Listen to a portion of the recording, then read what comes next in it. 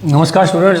आज अपने करने जा रहे हैं डेवलपमेंट बायोलॉजी में लेक्चर नंबर 63 63वां लेक्चर अपने करने जा रहे हैं। देखिएगा, अपना जो टॉपिक चल रहा था वो था मैकेनिज्म ऑफ फर्टिलाइजेशन, जिसमें अपने कोर्टिकल रिएक्शन और फॉर्मेशन ऑफ फर्टिलाइजिंग मेम्ब्रेन अपने देख ली थी कि किस प्रकार से जो है फर्टिलाइजिंग मेम्ब्रेन और कोर्टिकल क्रिया शुरू होती है, जिसके द्वारा फिर जो है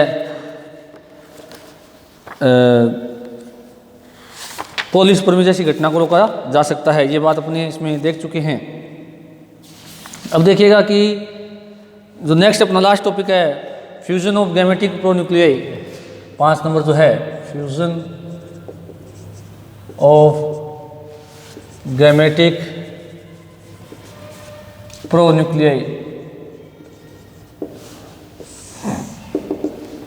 यानी जो युग्मकों के प्रो केंद्रकों का संलयन, युग्मकों के प्रो केंद्रकों का संलयन,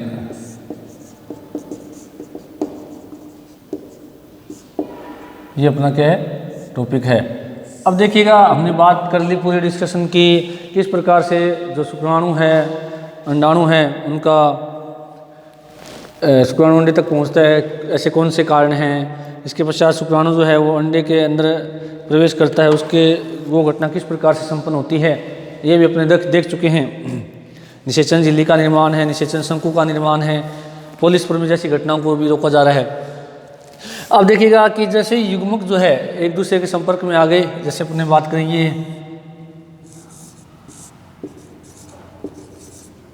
स्पर्म है, ये ओवा है, एक दूसरे के संपर्क में आने के पश्चात क्या होता है कि शुक्राणु जो है भेद करके अपने लयनकारी एंजाइमों की सहायता से, यानी एक्रोसोमल क्रिया के द्वारा लयनकारी एंजाइम छोड़ता है, जिससे भेद करके वो अंदर प्रवेश कर जाता है। अंदर प्रवेश करने के पश्चात क्या होता है कि जो शुक्राणु का कोशिका द्रव्य है, केंद्रक है, वो सब अंडे को दे दिए जाते हैं।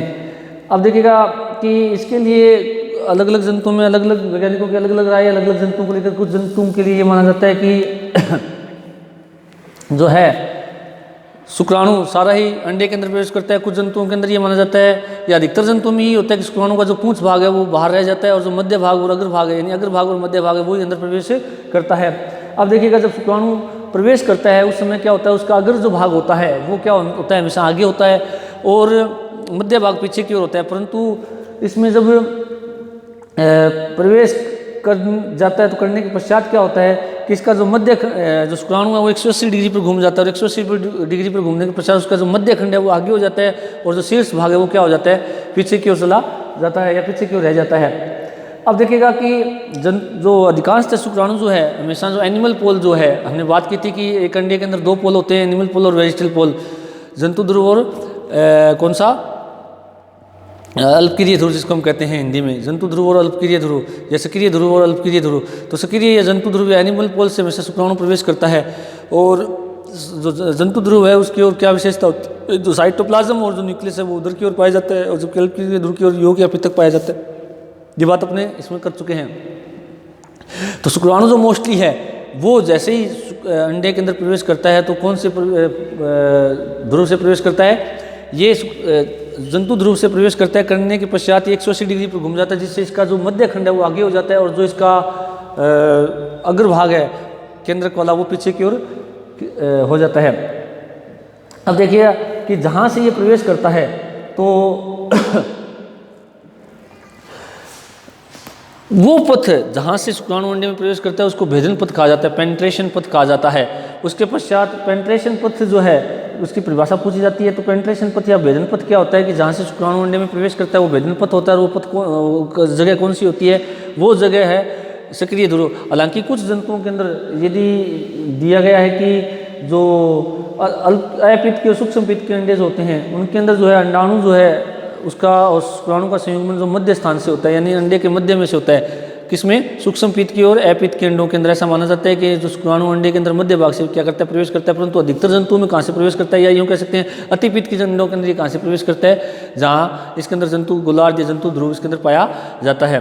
तो जहाँ से घुसता है वो पथ क्या कहलाता है, भेदन पथ कहलाता है, पेनिट्रेशन पथ कहलाता है। उसके पश्चात देखिएगा घूमने के पश्चात जो अंडा जो है केंद्रक से मिलने के लिए अपनी दिशा को परिवर्तित करता है, इस पथ को क्या कहते हैं, संयुग्मन पथ कहते हैं। यानी कि शुक्राणु का अंडे के अंदर प्रवेश करना भेदन पथ होता है, और उसके पश्चात वो क्या करता है कि अंडे के अंदर घूम जाता है किधर की ओर, जिधर की ओर केंद्रक होता है उसको क्या कहते हैं, कोपुलेशन पथ कहते हैं, यानी कि संयुग्मन पथ कहा जाता है। अब संयुग्मन होने के पश्चात क्या होता है कि जो जाइगोटिक जो न्यूक्लियस होता है या जो युग्मनज के अंदर होता है, अंत में क्या होता है कि एक निश्चित दिशा की ओर विस्थापित हो जाता है अंडे के अंदर ही, उसको क्लीवेज पथ कहा जाता है, यानी विदलन पथ कहा जाता है। तो इस प्रकार से अंडे के अंदर ये जो अब युग्मकों के प्रो केंद्र का संलयन है, इस दौरान ये 3 प्रकार के पथ क्या है, इसमें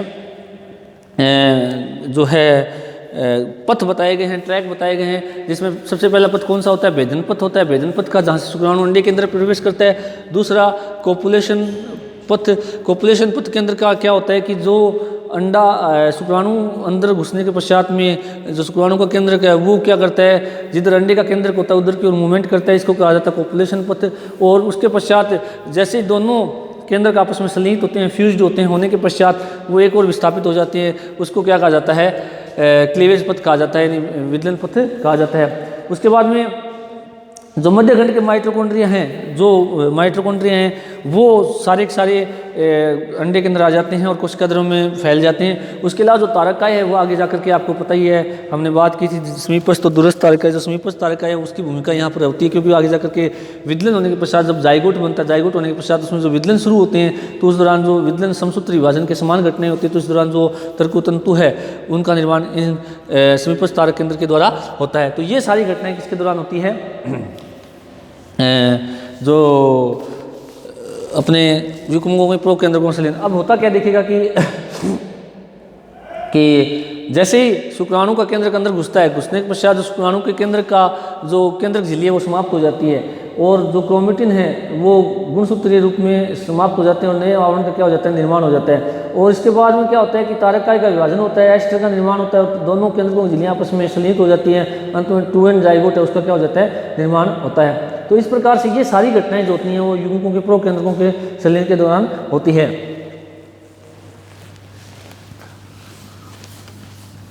तो यदि हम सबसे पहले बात करें इसमें, तो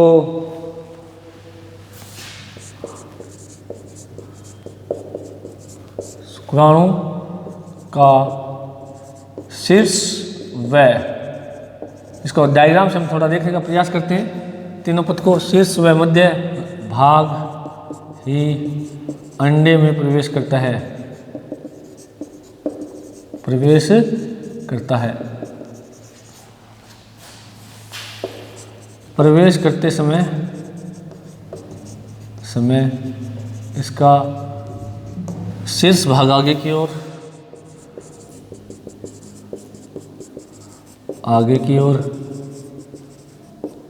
व मध्य भाग पीछे की ओर होता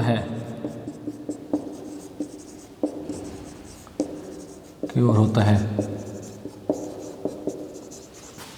पूंछ अंडे से बाहर रह जाती है, अंडे से बाहर रह जाती है। हालांकि कुछ प्राणियों में माना जाता है कि पूरा शुक्राणु ही अंडे के अंदर क्या करता है, प्रवेश करता है। उसके बाद में क्या होता है, अंडे से बाहर रह जाती है। और यदि अब हम यहाँ देखें कि ये बाहर रहेगी, परंतु शुक्राणु प्रवेश करने के पश्चात 180 डिग्री पर घूम जाता है। शुक्राणु अंडे में प्रवेश करने के पश्चात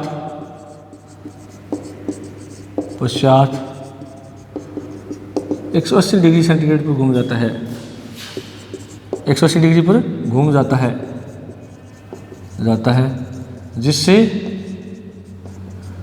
शुक्राणु का शीर्ष पीछे की ओर, शुक्राणु का मध्य भाग आगे की ओर,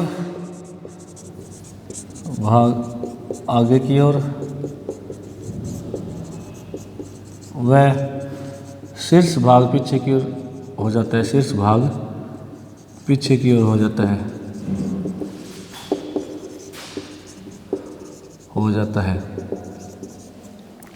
शुक्राणु का क्या होता है, तो ये 180 डिग्री पर घूमने से ऐसा होता है। अब देखिएगा जो मेन बात आती है, कितने ट्रैक डिक्लेयर्ड होते हैं, 3 ट्रैक। तो सबसे पहला पेनिट्रेशन पथ, दूसरा कोपुलेटरी पथ, तीसरा क्लीवेज पथ। कितने ट्रैक होते हैं? 3। तो सबसे पहला कौन सा है? पेनिट्रेशन पथ ट्रैक, पेनिट्रेशन ट्रैक या पथ कह सकते हैं इसको। हिंदी में कहें तो इसको वेदन पथ कहते हैं। ये भी अपने डायग्राम से देखेंगे। वेदन पथ क्या होता है? वह मार्ग जहाँ से शुक्राणु अंडे में प्रवेश करता है, अंडे में प्रवेश करता है क्या कहलाता है? पेनिट्रेशन पथ कहलाता है। और करता है वेदन पथ कहलाता है।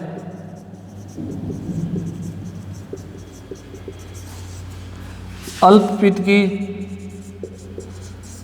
या अपित्त के अंडों में शुक्राणु मध्य भाग से प्रवेश करता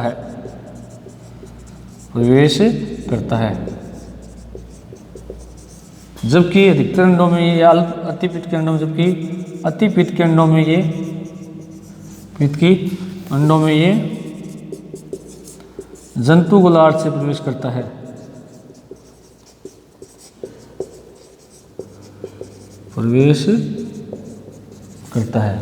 कौन है? शुक्राणु अंडे के अंदर। तो ये पथ कौन सा हो गया? पेनिट्रेशन पथ। दूसरा कौन सा है? कोपुलेशन पथ। इसकी यदि हम बात करें कोपुलेशन पथ की,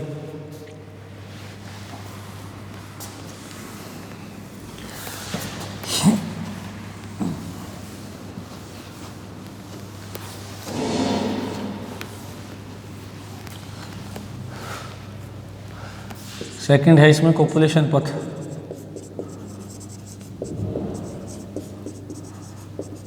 कोपुलेशन पथ कौन सा होता है? जिसको हम हिंदी में क्या कह सकते हैं? कोपुलेशन पथ, यानी कि इसको संयोजन पथ कह सकते हैं। क्या कह सकते हैं? इसको संयोजन पथ कहते हैं या संयुग्मन पथ इसको कह सकते हैं हिंदी के अंदर। संयुग्मन पथ। इसमें क्या होगा परिभाषा में? अंडे में शुक्राणु का केंद्रक प्रवेश करने के पश्चात, शुक्राणु का केंद्रक प्रवेश करने के पश्चात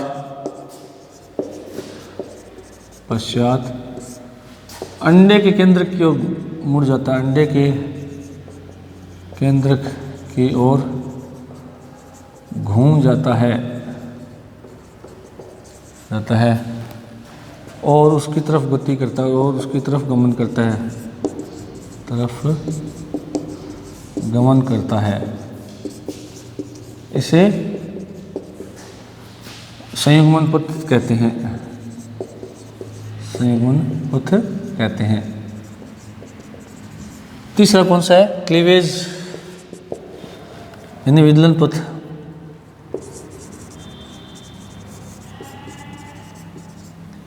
विदलन पथ इसको कहा जाता है। विदलन पथ में क्या होगा कि दोनों के अंदर प्रोन्यूक्लियाई मिलने के बाद में ये अंडे के अंदर किसी एक और जगह जाकर स्थित हो जाते हैं या विराजमान हो जाते हैं। इसको क्या कहते हैं? फिर हमने क्या क्लीवेज पथ कहते हैं। दोनों प्रकेंद्रकों के संलयन के पश्चात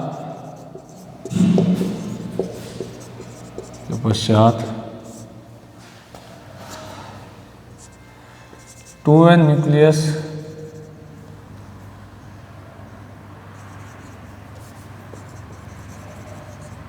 अंडे में एक और विस्थापित हो जाता है। अंडे में एक और विस्थापित हो जाता है।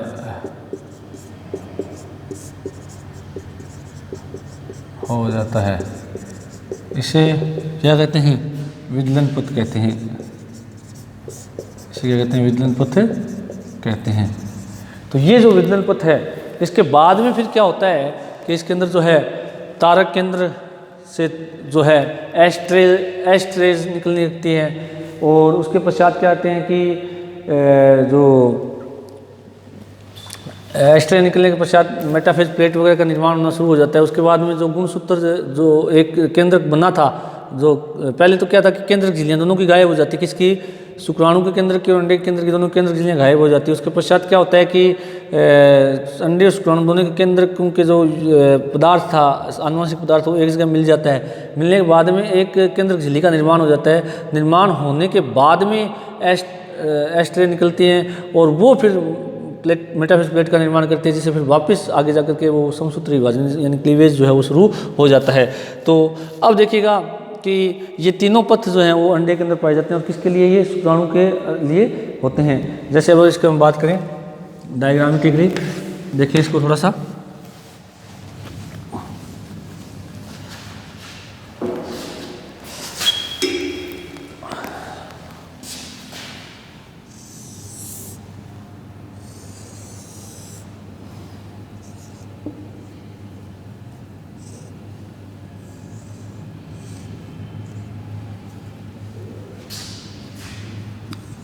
ये अपने मान लेते हैं स्पर्म कॉन्टैक्ट में है, इसके पूंछ बाहर रह जाती है, तो ये न्यूक्लियस वाला भाग हो गया। ये क्या होता है फिर 180 डिग्री पे घूमेगा तो क्या होगा, ठीक है। अब कहाँ, जहाँ से ये घुस रहा है, ये मान लेते हैं यहाँ से घुस रहा है, न्यूक्लियस, क्योंकि इसमें जो स्पर्म मेम्ब्रेन है वो समाप्त हो जाती है, न्यूक्लियस यहाँ आ जाता है, तो इसको कहते हैं पेनिट्रेशन पथ।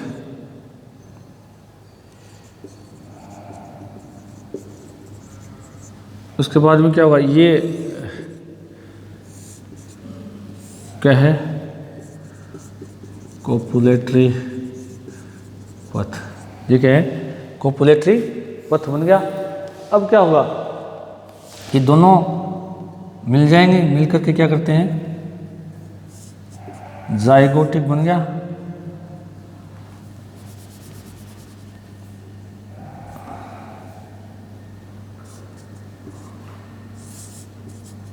वो नहीं हो गया न्यूक्लियस, ये फिर इधर मान ले अपना खिसक गया, तो ये पथ क्या कहलाता है इसका, क्लीवेज पथ। देखिए सबसे पहले शुक्राणु,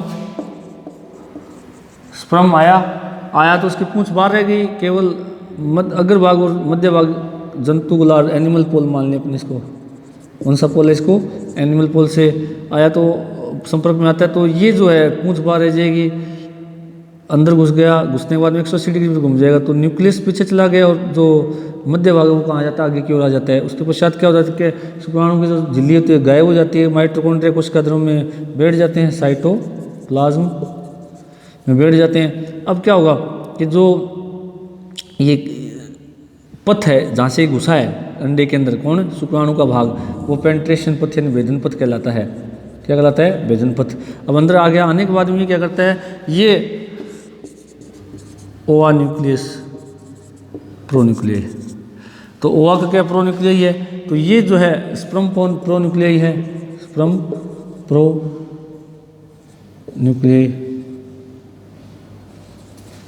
अब क्या होगा कि पेनिट्रेशन हो गया यानी भेदन हो गया। भेदन कैसे होता है इसको हम डिस्कस कर चुके हैं, उसके अंदर एक्टोसोमल क्रिया है, निषेचन शंकु का निर्माण है, निषेचन झिल्ली है, वो सारी बन जाएंगी। उसके बाद में क्या होगा कि ये यहाँ आ गया प्रोन्यूक्लियाई, आने के बाद में अब ये क्या करेगा, जो ओवा प्रोन्यूक्लियस को ढूंढेगा। अब इसने ढूंढ लिया तो ये इसकी तरफ गमन कर रहा है, तो ये जो पथ है ये क्या कहलाता है, कोपुलेटरी पथ कहलाता है। और कोपुलेटरी पथ के बाद में इनका क्या, ये दोनों की केंद्रक झिल्ली गायब हो जाएगी, और केंद्रक झिल्ली जैसे गायब होती है तो दोनों का जो आनुवंशिक मटेरियल है या जो क्रोमेटिन जाल है वो मिल जाता है, तो उसको हम क्या कहेंगे, हम 2n यानी जाइगोटिक न्यूक्लियाई कहेंगे। क्या कहेंगे, जाइगोटिक न्यूक्लियाई। जो 2n होगा ये क्या करता है, फिर अंडे के साइटोप्लाज्म में किसी एक और जाकर के विस्थापित हो जाता है। इसको हम क्या कहते हैं, क्लीवेज पथ कहते हैं, यानी कि जो है विदलन पथ कहा जाता है। तो इस प्रकार से ये सारी घटना घटती है किसके दौरान, निषेचन के दौरान। तो निषेचन के जो मैकेनिज्म है वो अपने पढ़ लिया कि किस प्रकार से कौन कौन सी घटनाएं इसमें घटती हैं। अब देखिएगा इसके अंदर जो है कुछ एक छोटा सा टॉपिक है सिग्निफिकेंस ऑफ फर्टिलाइजेशन, जो अपने कल नेक्स्ट क्लास में डिस्कस करेंगे। और थोड़ा सा इसमें अपने ये भी देखेंगे कि जो पॉलिस्पर्मी जैसी घटना है वो यहाँ पर होती है, तो पॉलिस्पर्मी का अवरोधन किस प्रकार से किया जाता है या पॉलिस्पर्मी को किस प्रकार से रोका जाता है, इसको अपने कल डिस्कस करेंगे नेक्स्ट क्लास में। Thank you.